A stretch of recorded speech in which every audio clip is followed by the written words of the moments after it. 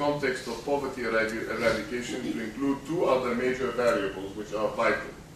For one thing, the support of the public sector is equally important in supporting the private sector to address the problems of extreme poverty. I'm not speaking only of foreign aid or FDI, which represents a significant percentage of GNP in many countries, which basically means that our dependence is increasing rather than decreasing, and which has certainly developed a spotty history. I'm speaking of basic public support for the infrastructure of development, including such things as help for local farmers, land reform, public health programs, economic policies that support development, education, affordable housing, the empowerment of women, a strong civil society, the rule of law, and democratic participation of people in the decisions that directly affect them. We do not need to import national charters as a blueprint from companies that provide them for that purpose. After all, what is national about that? How can we envisage a world in which the mechanism of profits and stockholders alone is going to provide for this social infrastructure and thus support human dignity, unless there is strong national support for these private endeavors? In many places in the world, we cannot take such national support for granted.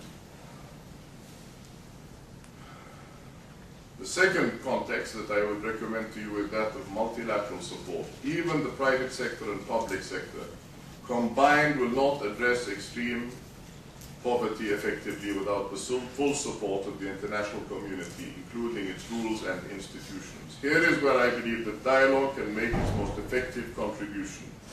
Global society needs standards and means of enforcing those standards. These standards are the means by which the ineffective, voluntary reduction of extreme poverty can be transformed into the automatic global elimination of extreme poverty. I had mentioned to you previously the importance of an asymmetrical bank for global development, Paul Volcker's suggestion, which would be focused directly on the needs of the poor and not on the interest of the multilateral stakeholders, as is currently the case with the World Bank and the IMF. We need a new kind of multilateralism that is issue-driven, that is lateral in thinking, would provide the supporting context through which direct private investment and public foreign aid can make a real difference. I leave you then with these two suggestions for deepening and furthering your dialogue: the role of national and international support in fighting poverty. And I hope that you will follow the steps that we are taking toward the creation of, through incremental meetings, a referendum on a coalition for global commons between 2010 and 2012. You mentioned Peace Corps. I would also like to suggest once again, as I did at the FDR library,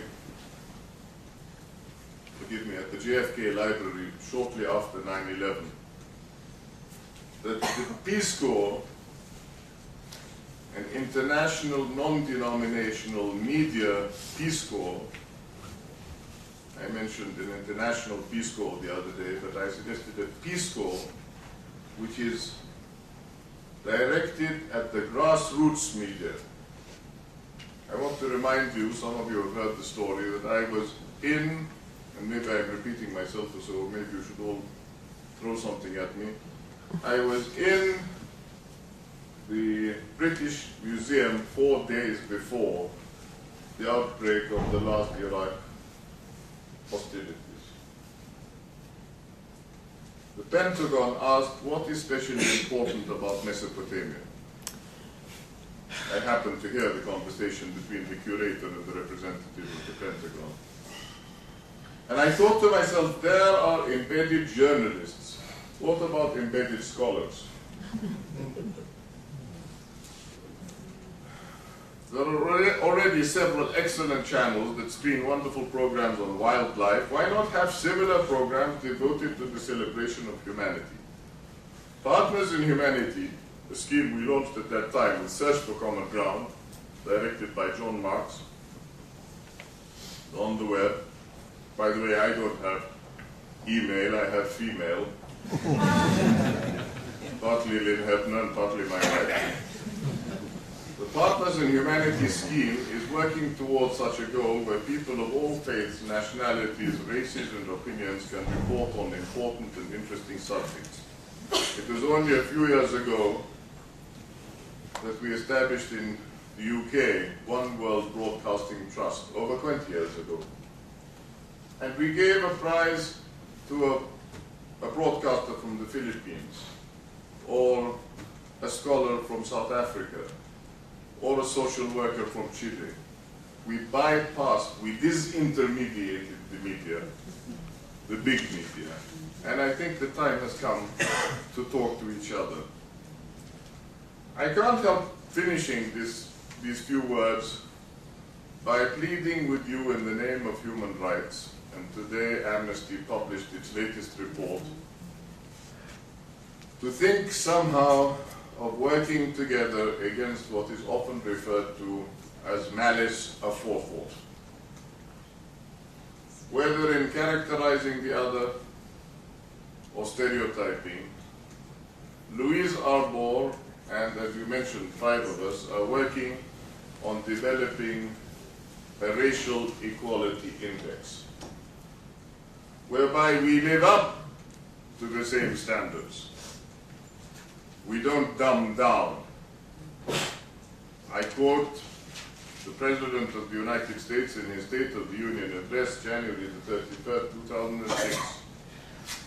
In this decisive year, you and I will make choices that determine both the future and the character of our country. We will renew the defining moral commitments of this land.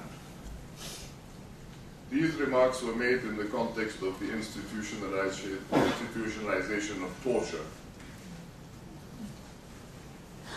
And at the Kennedy Profiles in Courage Award the other day, I congratulated one of the speakers for blowing the whistle on Gitmo. And he said, "No, you're from Jordan, aren't you? I want to thank you for what people like you are doing for us." I said, "If you're talking about this subject, then you're talking to the wrong man." And a member of the Attorney General, the Military Attorney General, the JAG office, said to me, "It takes someone rather courageous to say that." Well, I have had the privilege of working with the ICRC for many, many, many years. And one thing I do not approve of is the outsourcing of hatred. If countries claim to be democratic and ruled by just law, then they should exercise that just law transparently and accountably within their own system. I think that we all share in doing too much dirty work for each other.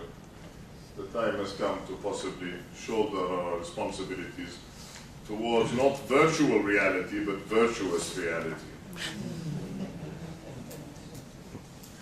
I want to conclude my remarks by referring, I promised you the other day,